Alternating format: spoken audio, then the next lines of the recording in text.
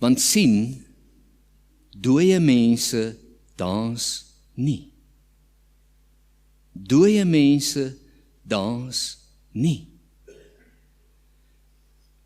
En wat Paulus hier skryf is dat as ons een is met Christus, moet ek myself doodreken soos 'n kadaver. So kom ek gee vir julle 'n storie uit my eie lewe uit.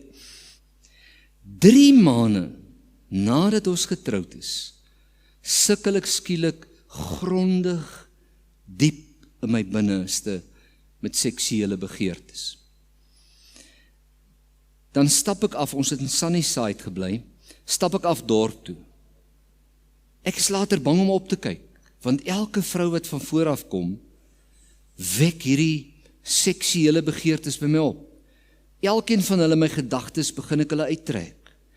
Ek wil later eens mee na die kafee toe stap om melk te gaan koop hê. Want hierdie hyperseksuele begeertes was besig om my hele binneste oor te neem. Totdat ek begin het om myself dood te reken vir die sonde. Kadaver. Stap ek af in die straat, kom hier 'n dametjie van vore af met sulke dun linne klere, maar sy het nie onderklere aan nie. En ek kan sweer sy was deur 'n koue stort voor sy gekom het, want ek sien sulke punte oral.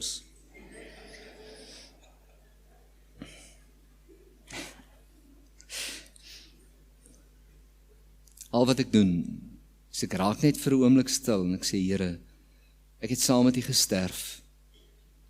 Ek is 'n lijk.